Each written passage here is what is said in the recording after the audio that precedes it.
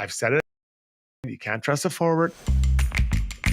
Listen to my words tonight. Don't just fall in love with my face. I used to be somewhat of a big deal, wheeling, dealing, no bucket in the warm-up, people carrying my bags in. How many times do I have to tell you through text, let's talk about the PK? That is a dirty hit that needs a response. I like a stiff, stout pillow. We'd rather dress nobody than dress you. The only thing I like better than easy points are free Slurpees. Goalies embellish all the time. He tumbled over like he was hit by a Zamboni. Am I this good, or are we just winning by 7 goals, and that's why I'm out here? Just say, I know you're right, Struddy. Just get it out. I think I am the modern-day Ronnie Dangerfield. Yeah, I get no respect.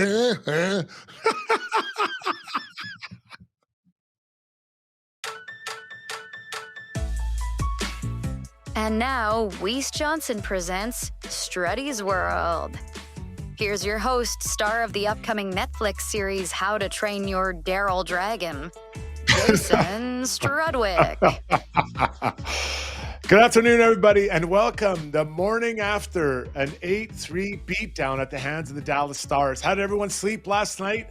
So my phone's been blowing up since about the first period last night, through the podcast, through the end of the game, all the way through this morning. Still, my friends are fired up, but we're here to help you out, to get you out of this. Our show is brought to you by our good friends at Weiss Johnson Heating and Air Conditioning. Should you need a new furnace, air conditioner, hot water tank, or garage heater, Weiss Johnson is now offering 24 months, no interest, equal payments OAC to make your purchase easier heading into the Christmas season. Their family helping your family for nearly 50 years. Visit wjjingle.com for exclusive specials just for Got Your Back Jingle lovers.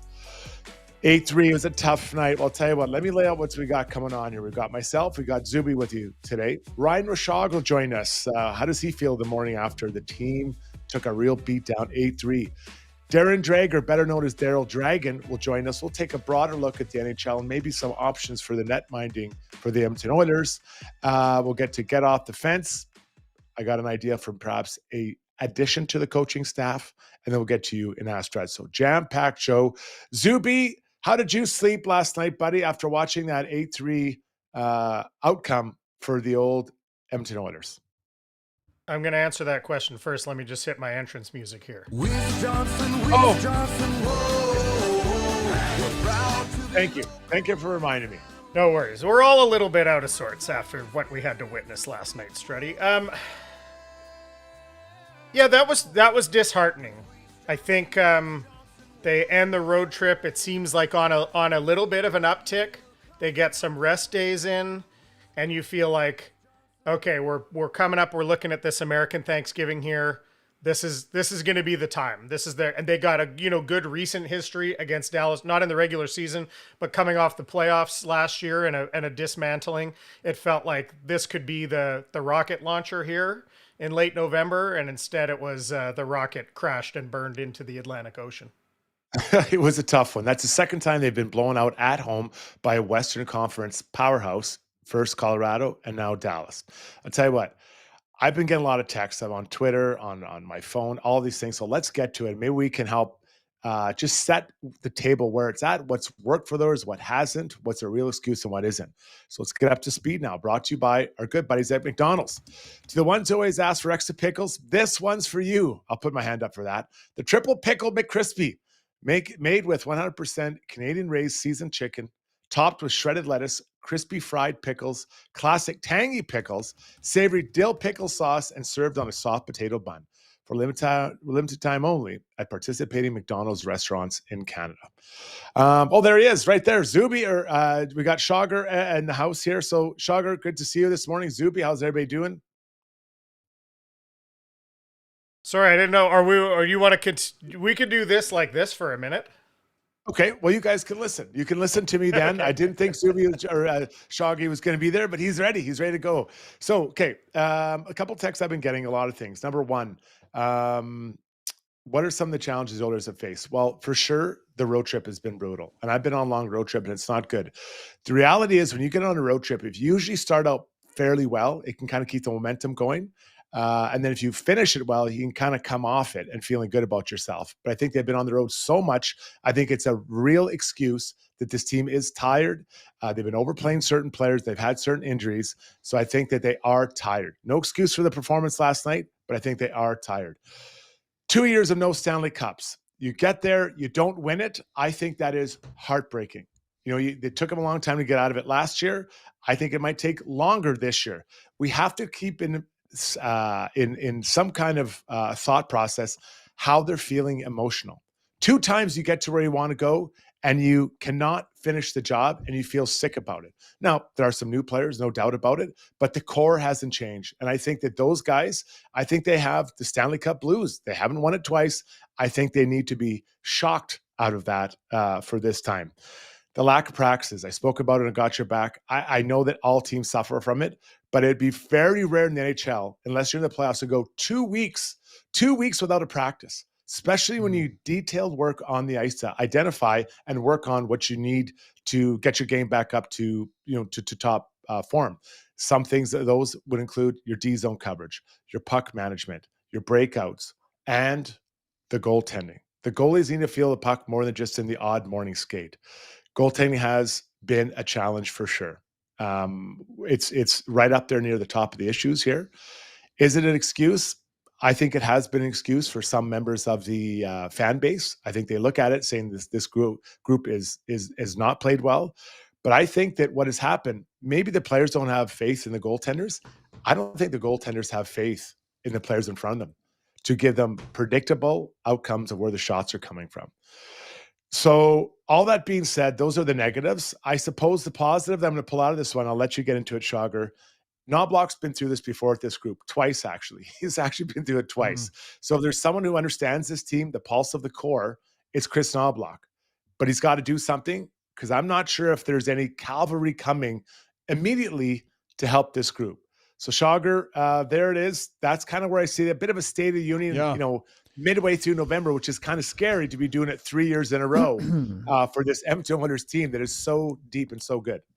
Yeah, I'll bow out here, but let me just ask one quick clarification, maybe for people listening as well. When we say no practice, I know that it's all that's set by the CBA of how often they're allowed to practice. But on the road, they would have game day skates, morning skates, but no official practice time. Is that how it shakes out, guys? Yeah. So you have to have one mandated pure day off per week in the NHL. And then what happens is you can practice every day if you want other than that. But I think what Chris Knobloch's felt is that the team is tired. So, you play back to back. It's hard to have a practice on that third day, it's really tough. Yeah. So I think what they've done is that they've said, okay, we're going to prioritize rest over practice. And I get it, but the problem is the team needs practice as well. So I believe that Chris has probably over prioritized rest over the practice time, especially when a practice doesn't have to be 2 hours. You can get out there for a half hour and just quickly warm the goalies up, then get to the structural or detailed areas of the games you need. Okay. Thanks, bud.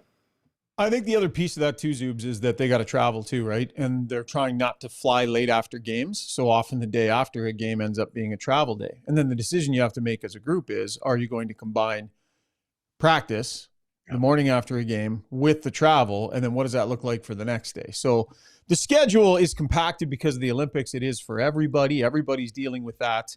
But no question, Struddy, I think it factors in.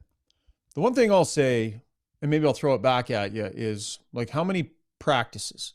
At what point are you so they have a couple of days off here before Saturday. So they're going to have at least one good practice in, maybe one in an optional, maybe 2 practices. I'm not sure. Because on Monday, buddy, I went to the downtown community arena and I watched a team that had come back from a long road trip, gotten home late, taken the entire day off Sunday, gotten up and had a 12 o'clock skate or whatever time it was. And they had a great practice. They had a great practice on Monday, Struds. They were flying around out there. The lines were buzzing. It was a great practice, high tempo, everybody, And then they did that last night. So I'm not trying to kick your feet out from underneath your point. I agree with you. They had a great practice on Monday, and they stunk last night. Okay, so I wasn't there. So what did they work on? Did they do 3-on-3 below the top of the circles? Did they do 5-on-5 in zone? Did they do 1-on-1 battle deals in front? Did they do battles and then escape, pass the puck up to the forwards, and now they're breaking out? Like, was it specific to the issues that I'm seeing in this team's game? Yeah, and that's fair. And I think that's a big piece of your point.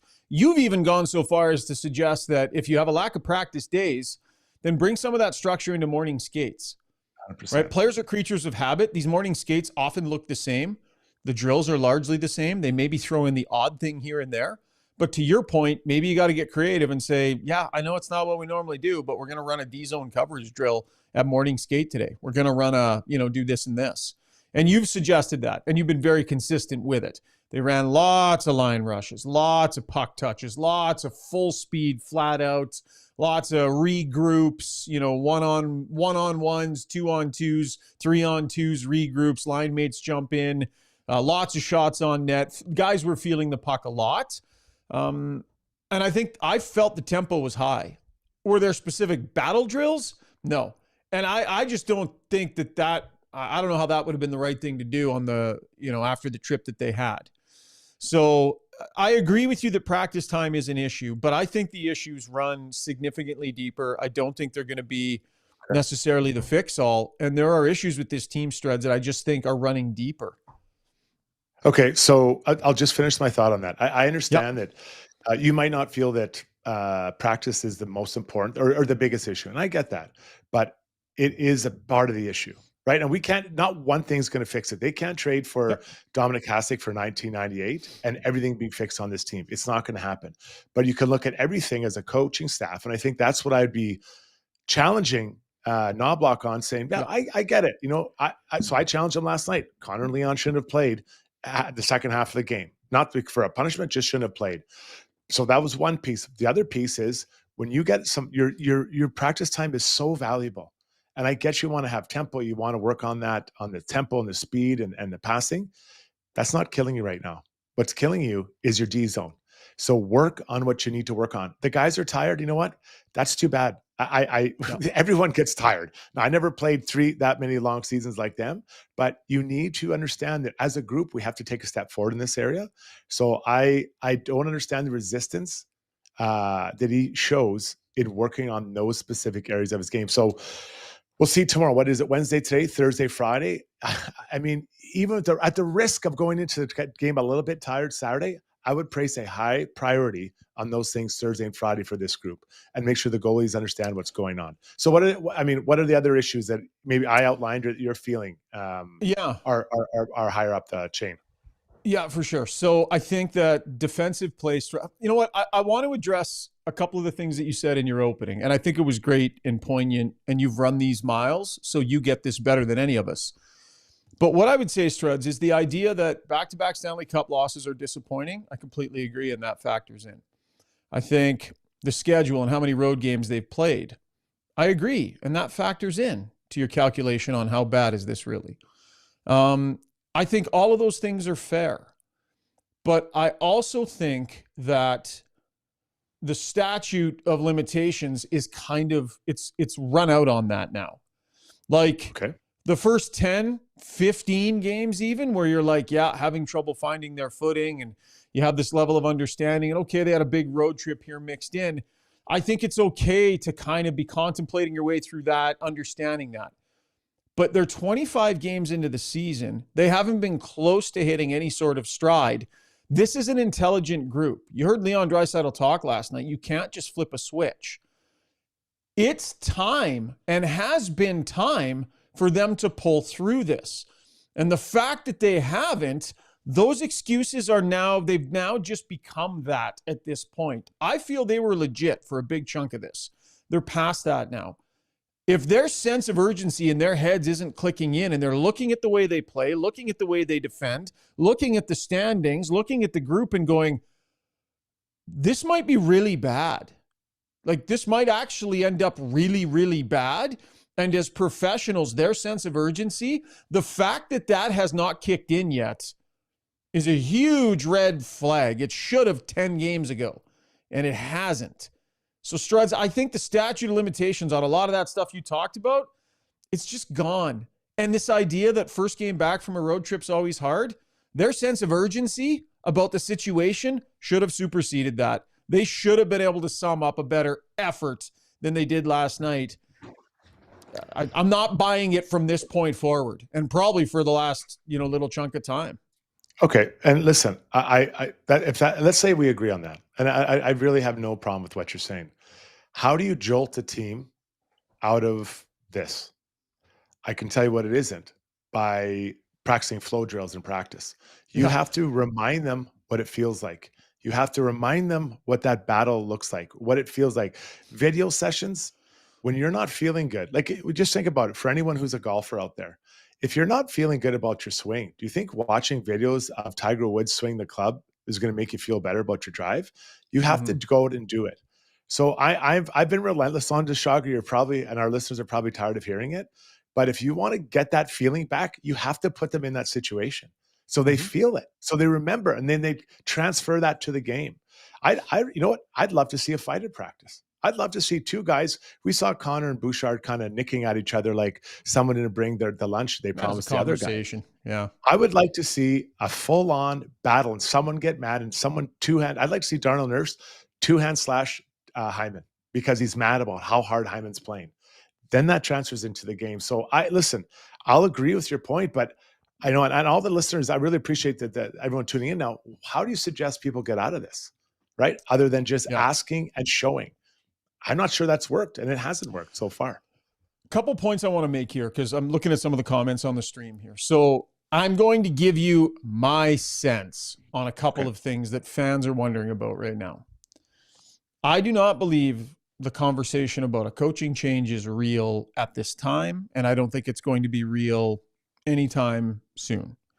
I don't think that is real in Jeff Jackson, Stan Bowman, and company's heads right at this time. I don't think we're into that territory. I think if and when the team may not make the playoffs and it's a last-ditch thing, I think that's maybe when that gets a little bit more real. They're not in that position. I'm not saying there wouldn't be any changes or they wouldn't contemplate adjustments here and there, but a lot of people are wondering that and talking about that. My sense is that's not real right now. We talked about this last night on the goaltending, those Struds. I believe that Stuart Skinner is as likely to be traded as he ever has been in this moment right now.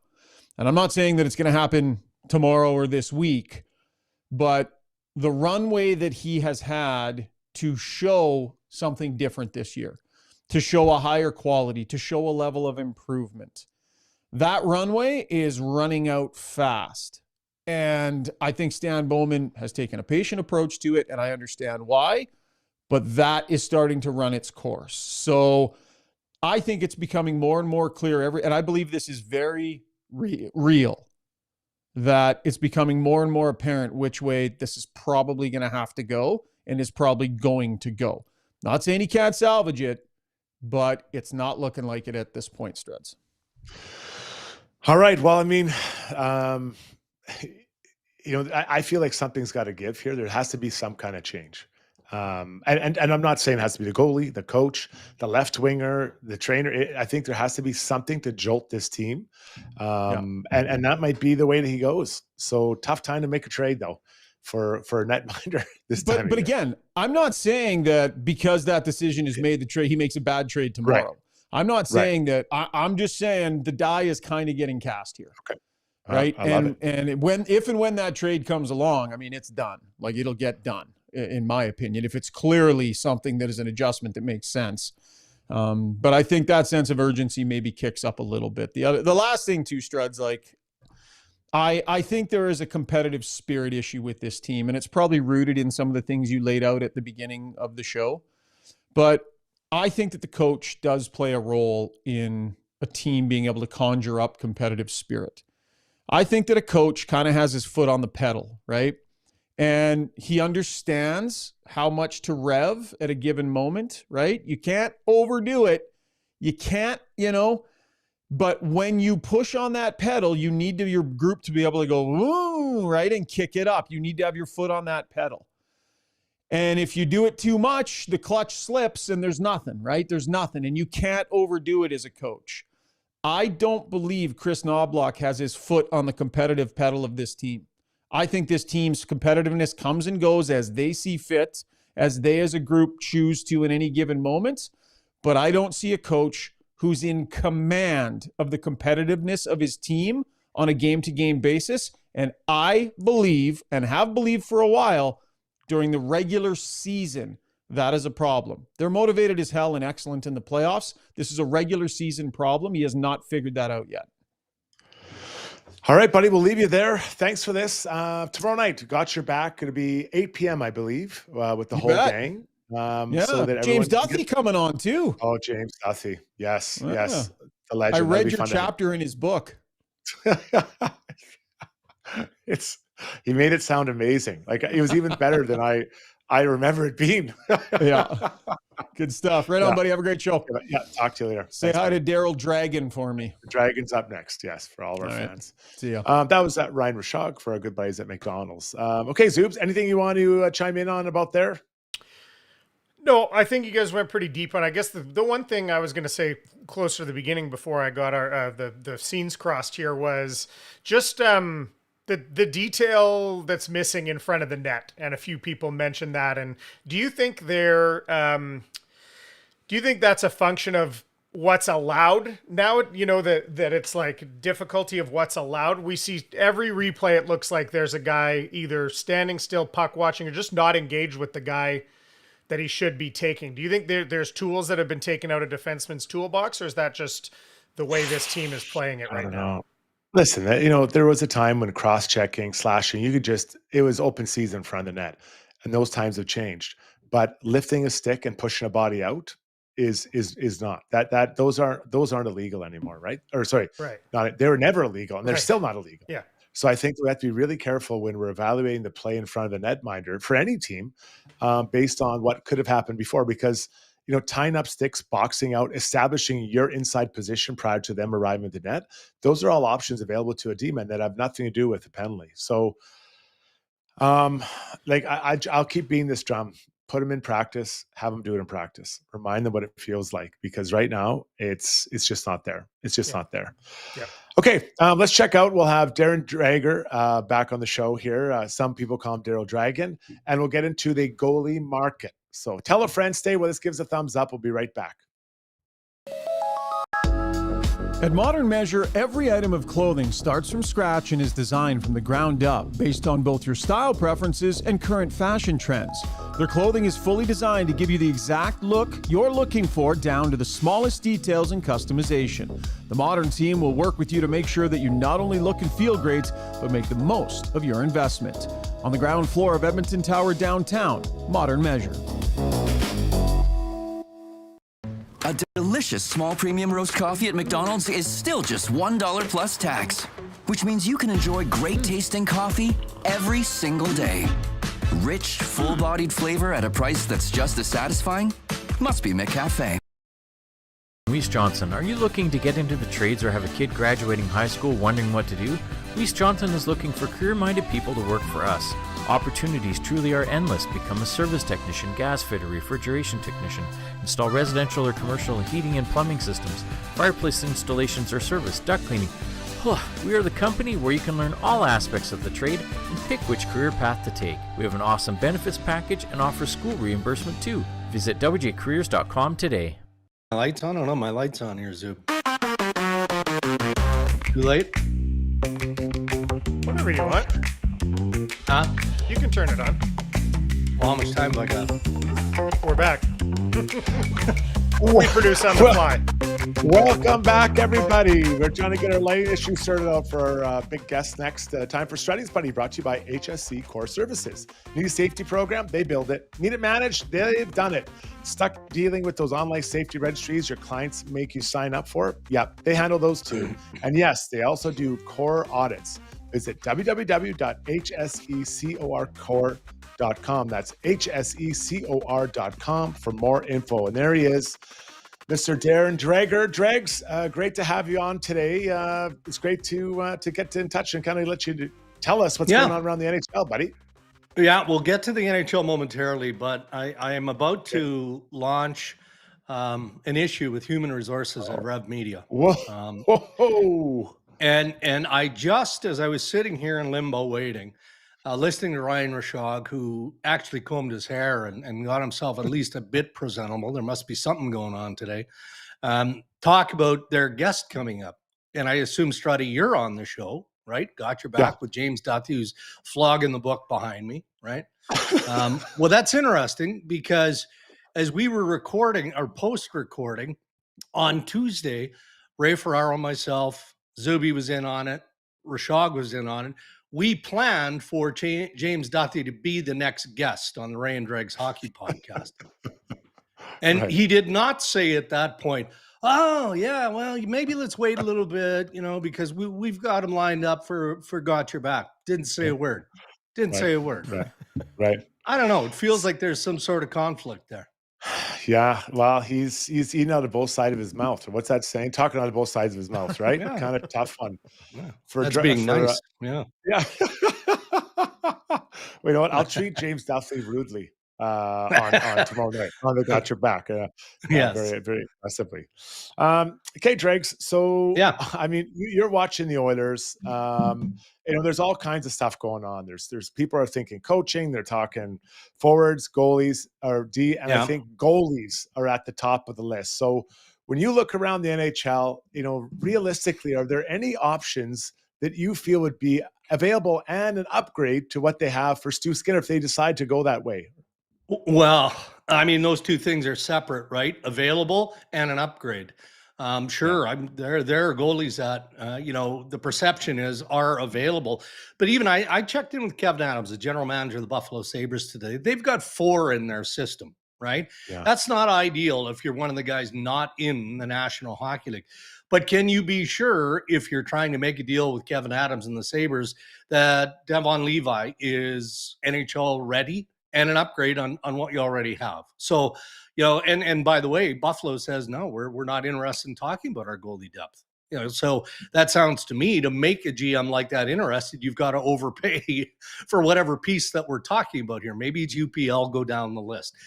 So now you flip over to a more proven tender. And I see some rumblings, some speculation around UC Saros and the Nashville Predators. All right, well, we know that Barry Trotz is floundering. We know, we can see the standings now. Tough a spot the Preds are in. How do you get UC Saros out of Nashville? What does that deal look like? Because chances are you're going to want to attach Stu Skinner to a trade like that. And then what? What else? Savoy? A draft pick? Like Barry Trotz isn't trying to do Stan Bowman and the Edmonton Oilers a favor. So, I mean, those are scenarios that are being kicked around. Bennington was thrown out there, and I think that's kind of old news, Struddy, to be fair. I think that's more from the Kenny Holland regime and might be pre-Holloway Broberg offer sheet. Because I don't know that the Oilers and the Blues are a perfect trade match given the history in that sense. So I don't think there's an upgrade right now that I'm aware of. And I don't know that there are goalies that are available. They're going to make a difference. Just thinking back to last year when Colorado swapped out 2 goalies mid-season. I mean, looking back at it, Dregs, in my opinion, it looked pretty easy, right? And or maybe they just made it look easy. How did and not the Oilers maybe want to make that change now, but it's so I get that thrown in my face. Well, Colorado did it twice. I'm like, that is true, and they seem to be. They look like geniuses right now. No question about that. However, as Noodles, our good buddy Jamie McLennan identified on Overdrive last night, you revisit the season that those 2 goalies had in Colorado last year. And there were times where it wasn't very good.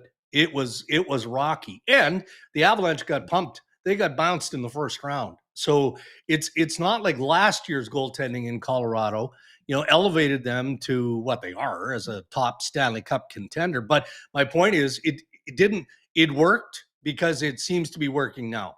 Great story, goaltending in Colorado. Like Scott Wedgwood has played his way onto the long Olympic list for Team Canada. So Chris McFarland and the Avs look like geniuses for making a very bold move. Is Stan Bowman, management of the Edmonton Oilers, willing to do that? That might be what it takes.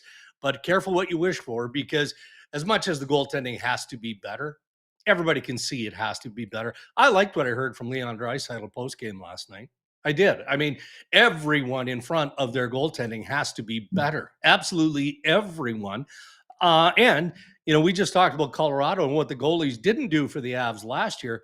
Well, the goaltending tandem for the Oilers worked out okay last year until Game 7. I mean, they got to be better this year, but I think that's what Bowman is holding on to.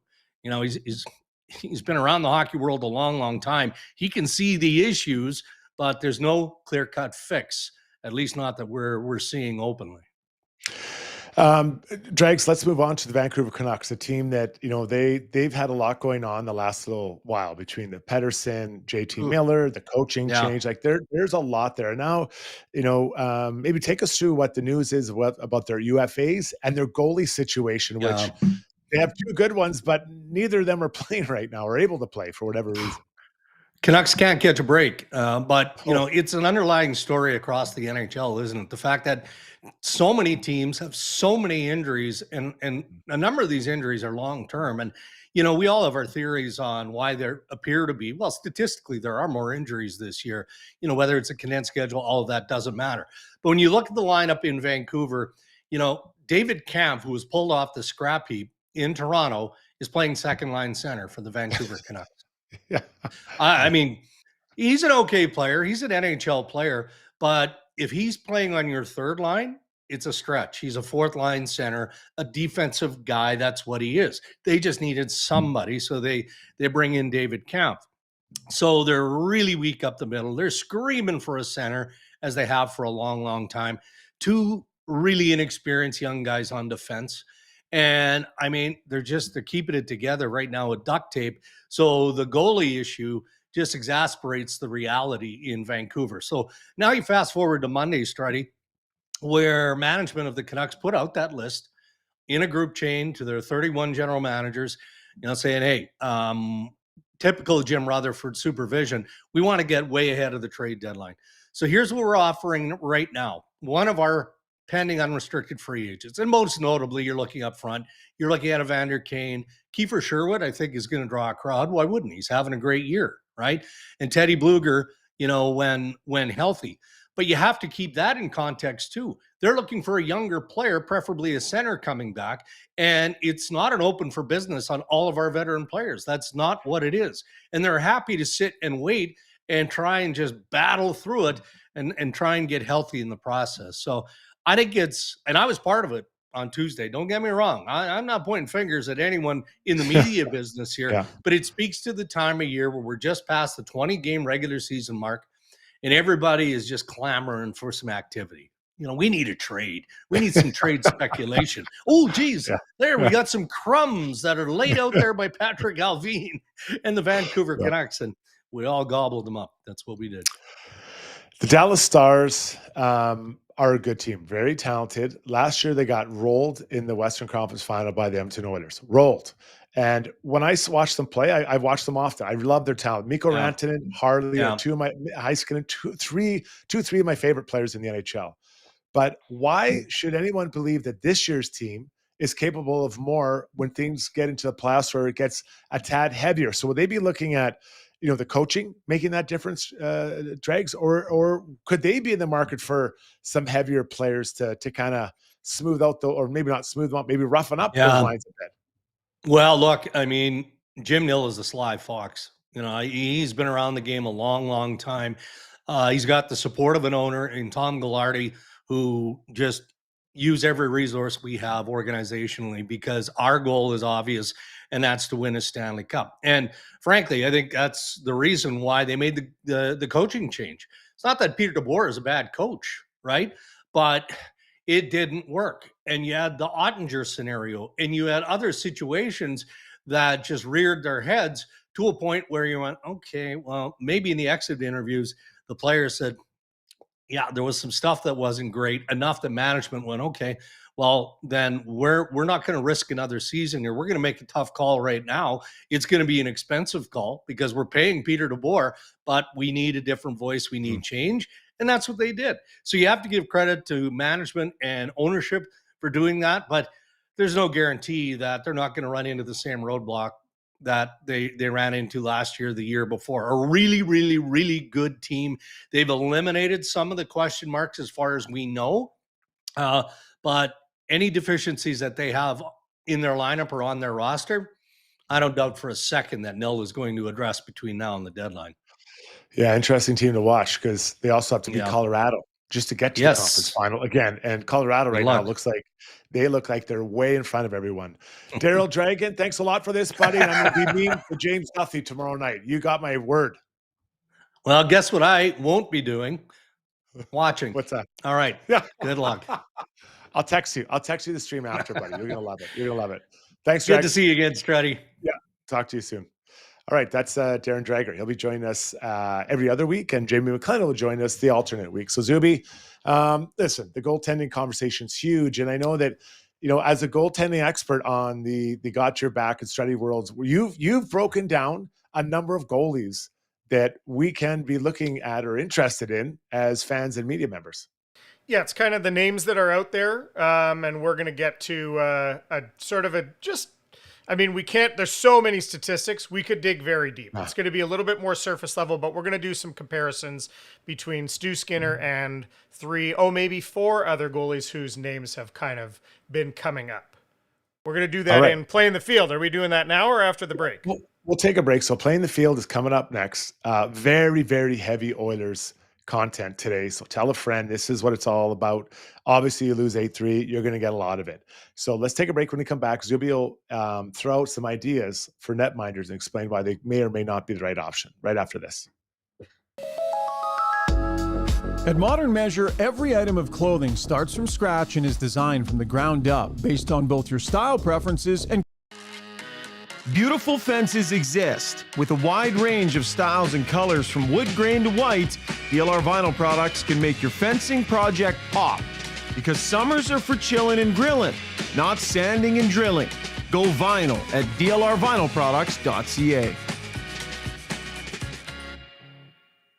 So at Timberhouse, our guiding philosophy is naturally inspired living. We believe that through design, we can solve problems and enhance people's lives. We follow biophilic design principles in all of our builds to incorporate natural materials, natural light, to enhance all the spaces in a home. When you have your space perfectly reflect who you are and what you value, and it's made well, we think that that just leads to better living.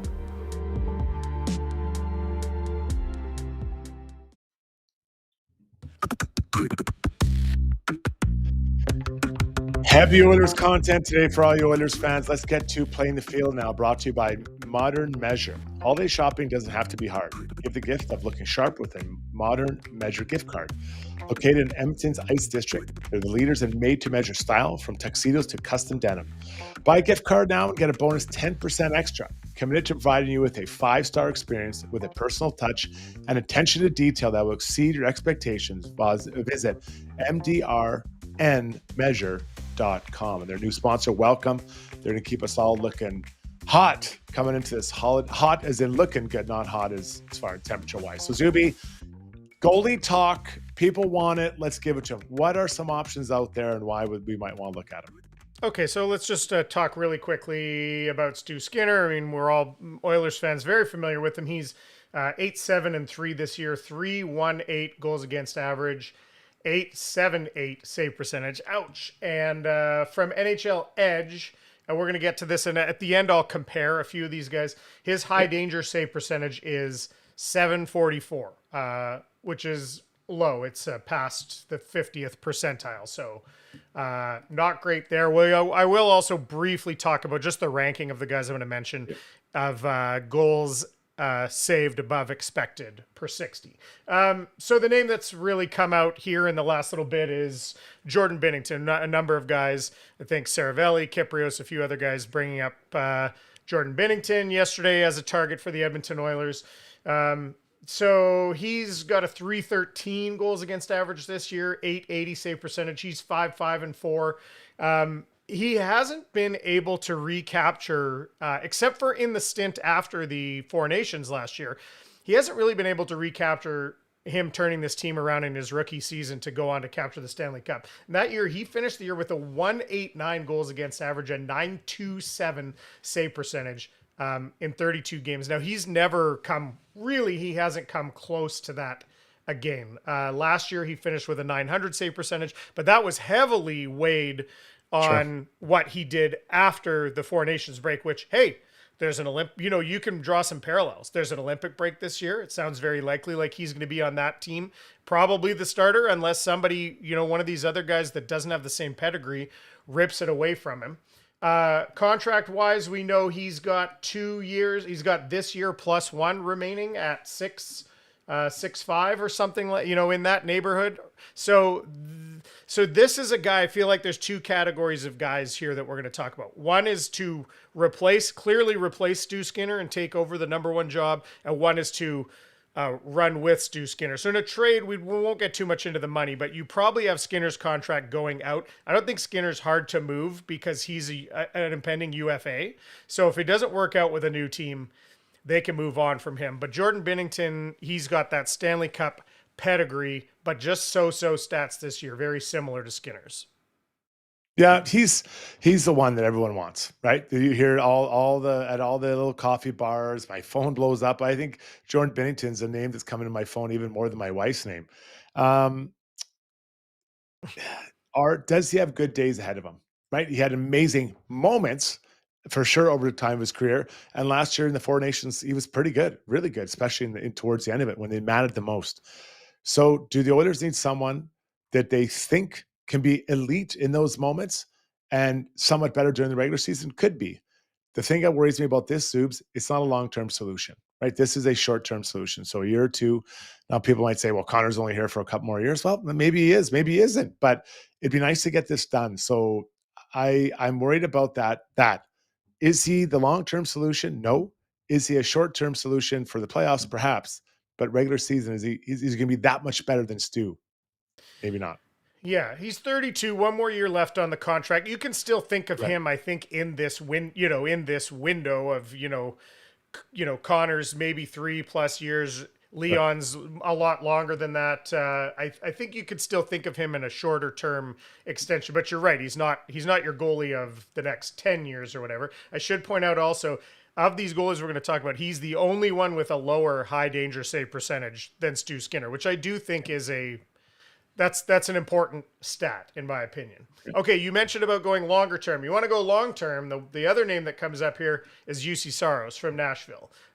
Saros is in the first year of his 8-year extension. I was just double checking that. So he's got 8 years left starting this year at 7.74. He's 30 years old. So that's this is a replacement to Stu. You don't bring UC Saros into tandem with Stu Skinner. He's your guy if you go get him.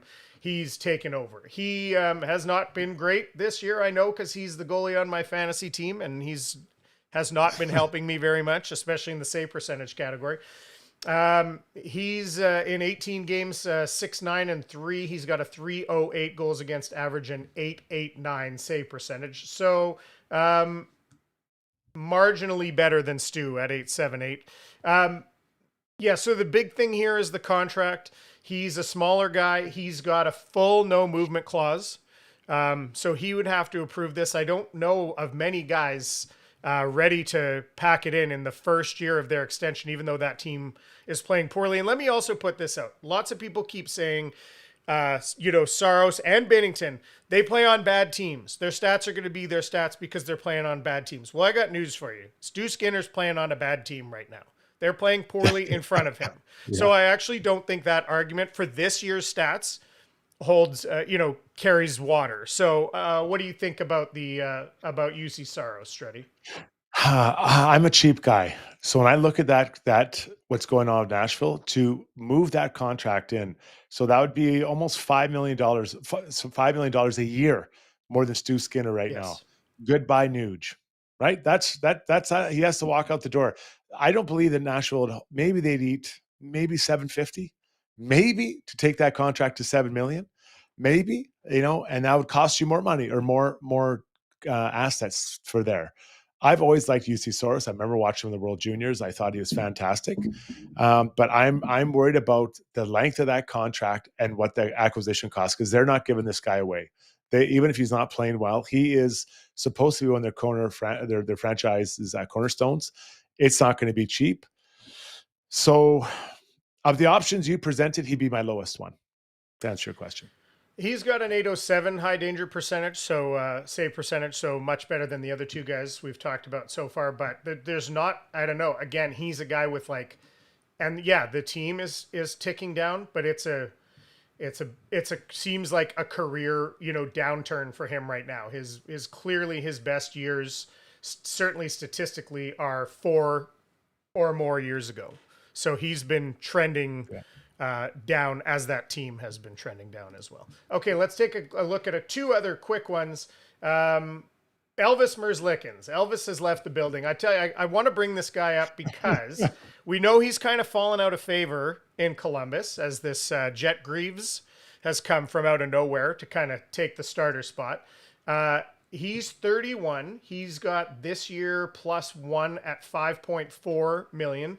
He's got a modified 10-team no trade list, so it seems like this might be possible. But this to me is a guy you can't bring in and be like, you're taking over for Stu. You're our number one guy. This is a guy that has to come in the second spot, compete with Stu. I'll tell you part of the reason I wanted to bring him up. His name is out there, but I got to see him play in Winnipeg when I was in Winnipeg 2 weeks ago, and I went to a game. They played against Columbus, and I was like, oh, cool, Merzlikins. I know that there's been rumors that the Oilers have been scouting Columbus. So I watched this guy, and I kind of love this guy. I kind of love him. He's really animated. Even in a game, he's on a losing team. They're losing the game. He made a bunch of good saves. He was all right. A couple he could have saved maybe, but I loved his energy. He's on his toes. He moves well. He's really in there tapping his guys. They make a block for him. He was really like animated, and I thought, wow, you're on a bad team. You haven't played in a while. That was the game where he made the joke comment that one of the reporters told him, you're starting the next game. He's like, oh, am I? Nobody tells me anymore, because he had been sat like 3-4 games. Yeah. So I like this guy in tandem, not to replace Stu. These are two guys kind of at the same level, and let them and say, one of you guys take the reins here. Take this over for us. So this is all the goalies. This is the one I've seen play the least. Again, what I like about him is his contract is quite short. Not suggesting that, I just said, well, with Binnington, it's kind of like a shorter term solution, but Elvis is just shorter, and his cap hit isn't as great as what we have with UC Soros. It's about, about $2.5 million less with him. So, there's that. I'm guessing Columbus would be willing to eat some of this to keep some and again, that would come with a cost. But I think you're 100% right. When you trade for Binnington or UC Soros, it's them plus a garbage can behind them as a backup. When you trade for Elvis, it's Elvis and probably Stu. And that means Cal Picker's out the door, right? Like that. Yeah. I'd say that's you're 100% right on that one there. It's more like a 1A, 1B, not 1A, 1Z. Elvis, you'd have Elvis and Colonel Tom Parker, I guess, as the. Now, let me say this about Elvis too. Statistically, he has an 821 high danger save percentage, which is considerably higher. All the other guys were like 801 and below. Mm-hmm. But listen to these. Listen, for a guy who's been in the league this long, we know Columbus is a team that struggled for many years. Listen to these goals against average per year for Elvis Merzlikins going back to 2021. 3.22, 4.23. That's in 30 games. 3.45, 3.18, 3.55. The guy doesn't have a goals against average under 3 dating back since 2021. Now, his career save percentage is .901, so not bad, but that doesn't reflect, obviously, really well on him. Okay, and then the last one, Struddy, let's go to this guy. This came in late last night in the chat. We didn't get to it. Okay. I think it's really interesting. And that guy is Jonathan Quick, currently with the New York Rangers. Now, he signed this as, I think, his second one-year deal with them. Obviously, I think he likes being there.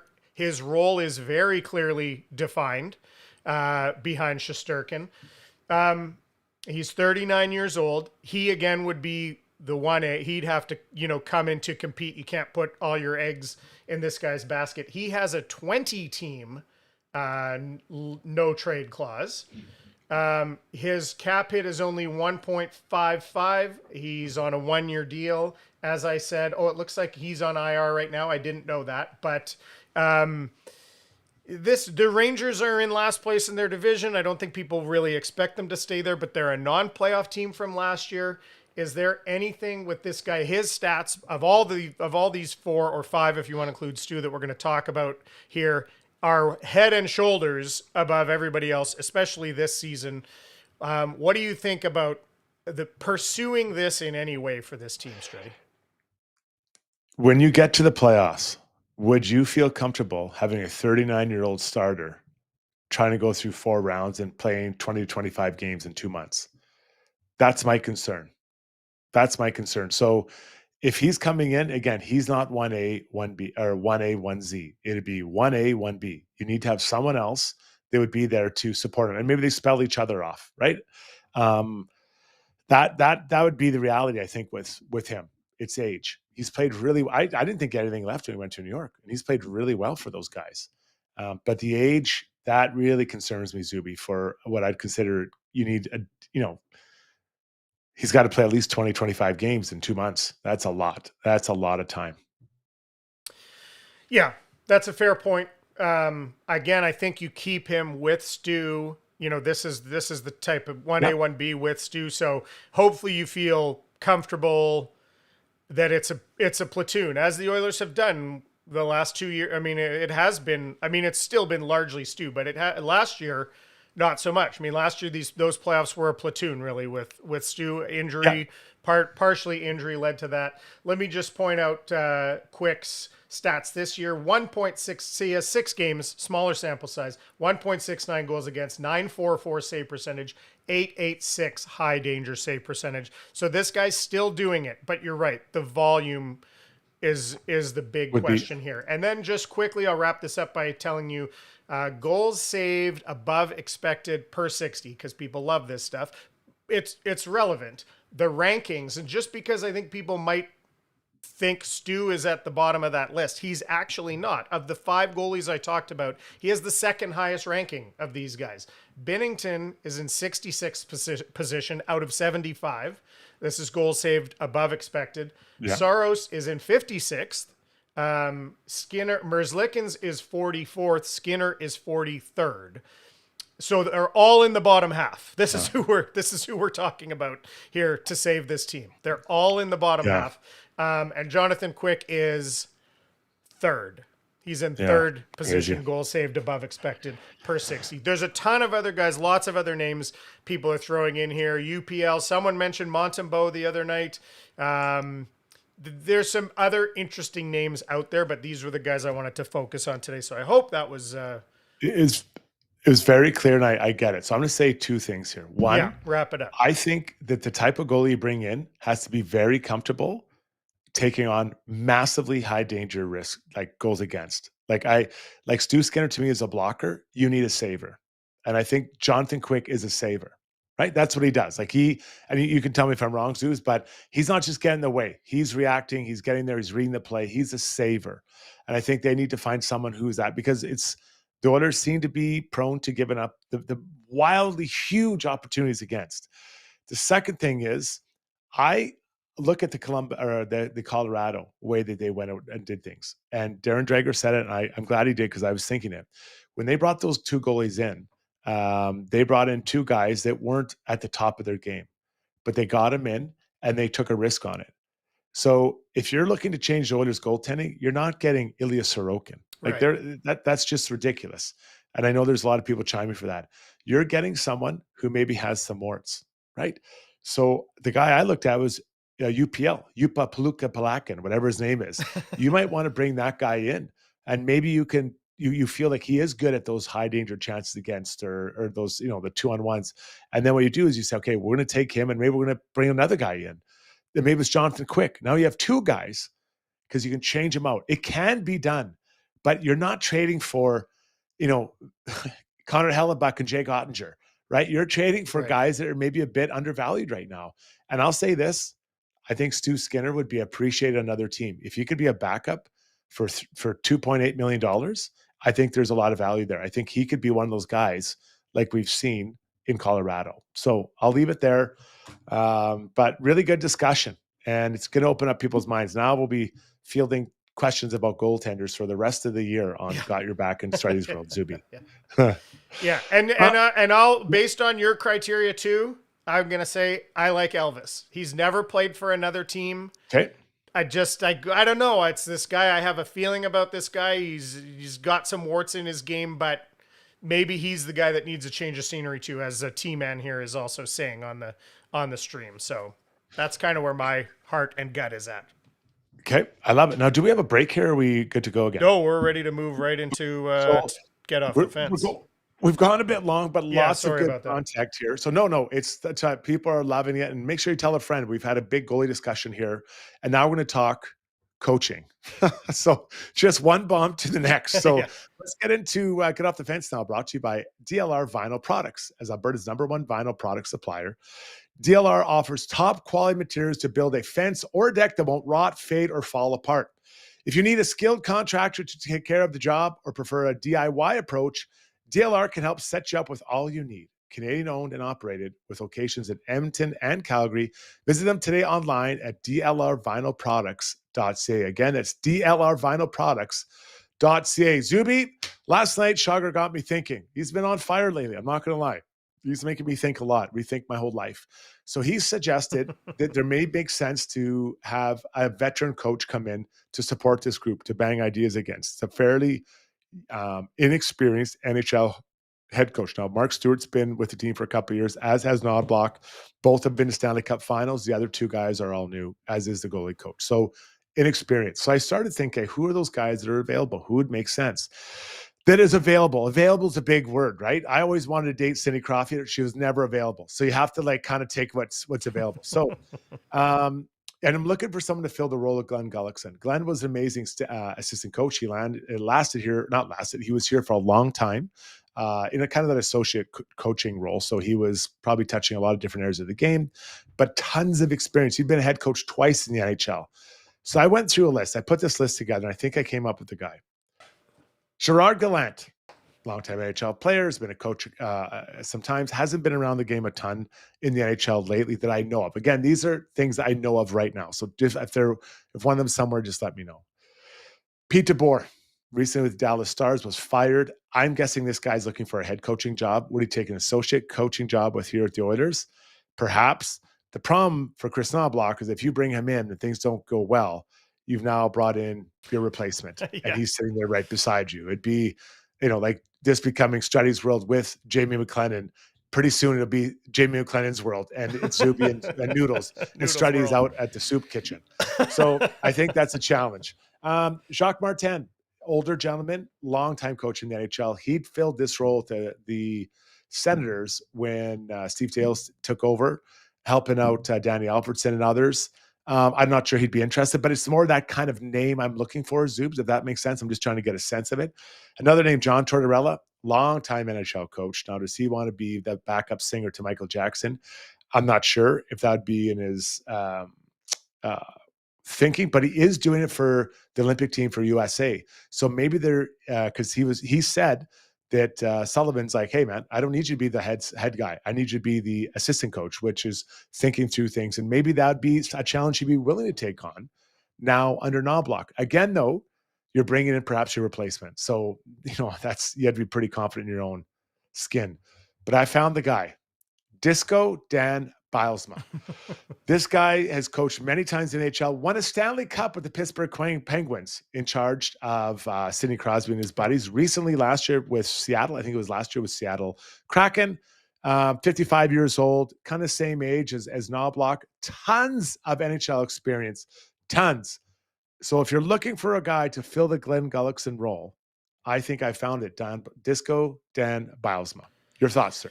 Well, I love this idea. I think it would inject, with the right choice, it can inject something that this team needs. What does it look like? Is there a precedent for teams kind of adding some of these are kind of big names. Is there a precedent for adding a big name assistant or associate coach in mid-season that you know of? Not that I can remember. Now, it's not totally out of the realm of possibility. Right. You think about Kirk Muller's assistant coach. He's probably could be a head coach somewhere. So It would be unique, but having a sounding board for Chris Knobloch might be a good thing, right? Because the people he's sounding board off now have less experience than him. And that's not always a bad thing, but sometimes it's like, you know what, buddy, I've been through bad stretches before. I've had 20 games that have been poor. We're going to get through this. This is what we need to do. Let's guide it this way. Or we thought about doing this way. Like, I think a sounding board would be a healthy thing for him. So yes, it would be unique. There's no doubt it'd be unique. Okay. The last time I remember was when Jacques Martin came and kind of helped out. And I guess he was kind of co-coaching. Right. Now there's a lot of ideas here on the stream, and I love this. Peter Lavalette. I don't ever get the sense that Peter is a backup singer. Alain Vigneault. That's another name I wrote down here. He hasn't been around hockey as far as I know in the NHL for a long time. So perhaps he'd be interested, but he hasn't been around the game for a long time. And that makes me a little bit nervous in there. There's been some Bruce Boudreau mentions as well. I could kind of see him in that role. I like that. So that's an interesting one. Bruce would be, he's not a threat, like as far as coming in and like running everyone's show and telling me what to do. Very well liked in the game. Older guy. So, he could definitely be that sounding board. He's seen everything in the NHL and coached Ovi, which, is arguably the biggest star the game's had, or one of the biggest stars the last 20, 25 years. So listen, tell us what you think. Get in the stream. Tell us what you think. This is the first time I thought about it was last night around 11 o'clock at night. And I haven't stopped thinking about it since. And I'd be open to it as someone who's on the outside looking in. Obviously, the coaches have to be open to it. But, and another question I should answer is who'd bring this idea to Knobloch? It would be Stan Bowman and Jeff Jackson. That's what it would be. You have a young staff around, your inexperienced staff. Let's bring someone that can help you out. But again, it'd always be in the back of your mind. You're bringing in your replacement. Yeah. Yeah, that's a tough thing to ask a coach to do. You want to bring in the right. It's like when how does that go in The Simpsons when Smithers has to find someone to replace him, and I think it's that when he says you don't want to find someone who's going to outshine you. And then he ends up just picking Homer, of course. But it's pretty crazy. Pretty crazy. Okay, so that's it. Think about it, people. We can continue discussion next week on Struddy's World, or we'll get it going on Got Your Back tomorrow night, 8 o'clock. Final leg of the race, Ask Struds. So thanks for bringing this in. Obviously, our good buddies at Timberhouse. I ran into them last night at the game, actually, and they were pretty hot as well, wondering what the answers were. I said, if I knew, I would be on the back of the bench right now, coaching the team. So thanks to Timberhouse for this, for bringing Ask Struds. What do the people want to know, Zubes? I grabbed a couple from the stream last night from the comments. Well, you can give short answers here, and we'll try to bust through a few of these here. This actually came on the post of the stream last night that I thought was interesting. Jessica said, what's it like to be Bouchard and Skinner right now in the room? Do they feel a lot of anger coming their way? Are fewer people talking to them? Has Connor had some harsh words to anyone? Do you think there's a sense to these guys that either of those two guys or any individuals in that room, hey, I'm letting this team down. I don't know how the guys are feeling about me right now? I think we have to separate him a bit. I think Bouchard has trended in the right direction.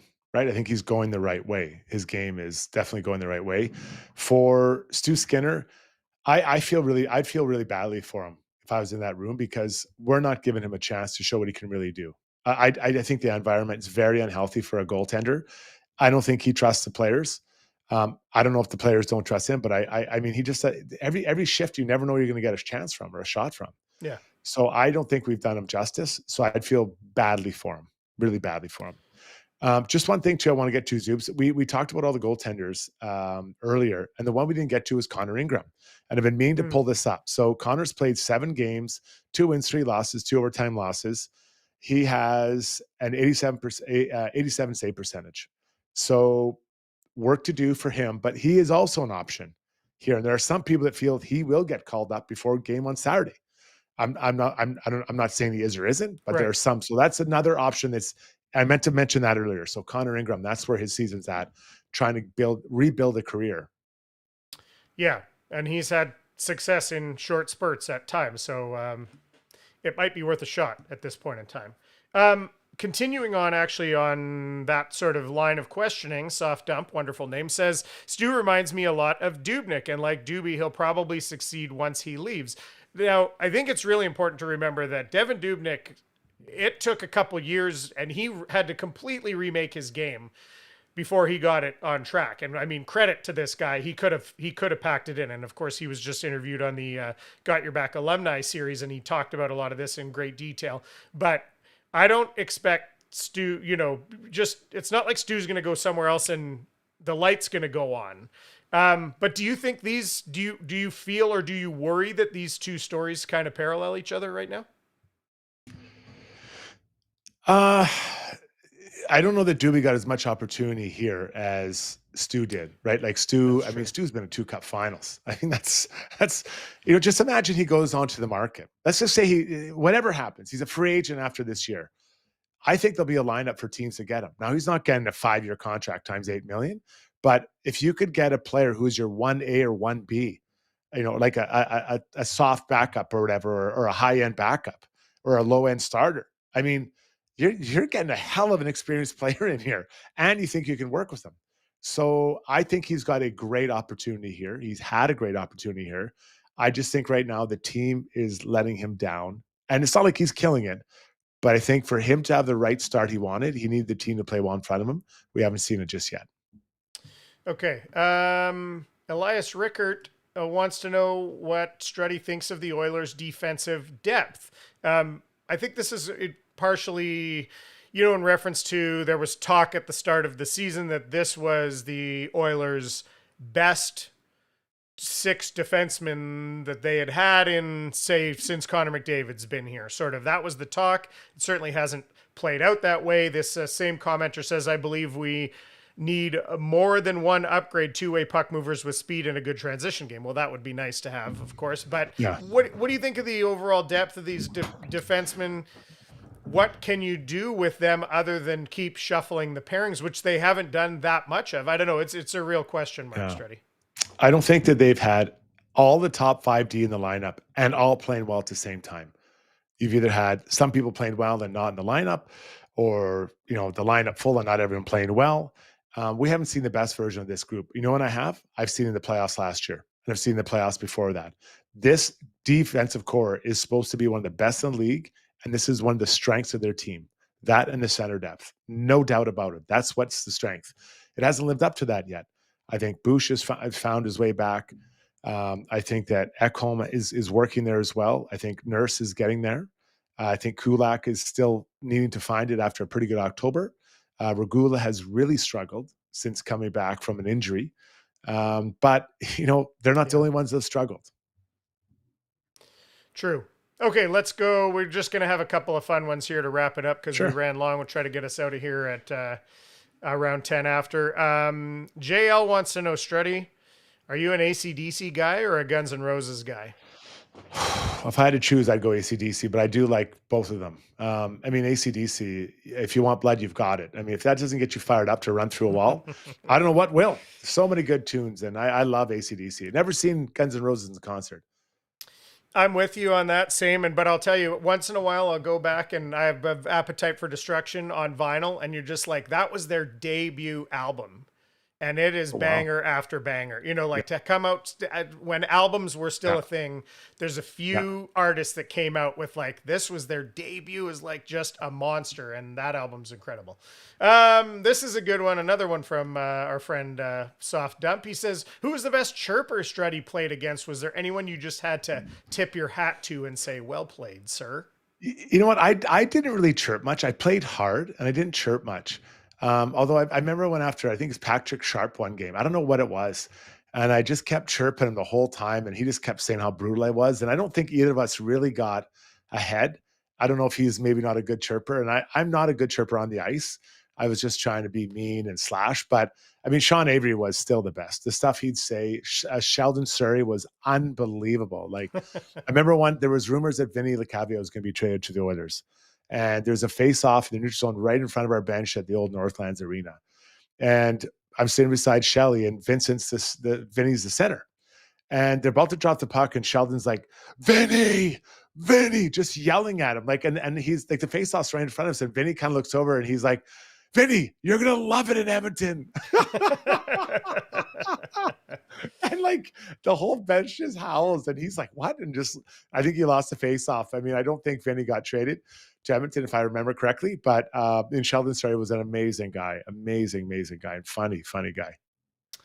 I love it. I think we'll put a pin in it there. We've got lots of everyone that was on the stream. Appreciate your questions. We ran a little long on some other stuff. Come back next week, throw them at us again, and we'll have a longer Ask Struds segment next week. This was a fun one, guys. We really worked through where the Oilers are at, where they could be going, and what they need to do to get there. So pass it off to a friend. Tell about the goalie discussion, the coaching discussion, the State of the Union address at the beginning. Very heavy Oilers content, but we needed it today because of where the team's at. Okay, so we have Oilers tomorrow night. Got your back. No game, but we'll have a Got Your Back pod. Kind of, get yourself resituated and see how practice looks, and then a post game pod Saturday with Seattle. Thanks for tuning in, everybody. On behalf of Zubie and myself, thanks for tuning in. Zubie, any final words before we hit the road? No, this was a fun one. I think we were heavy content today, so hopefully everybody enjoyed it.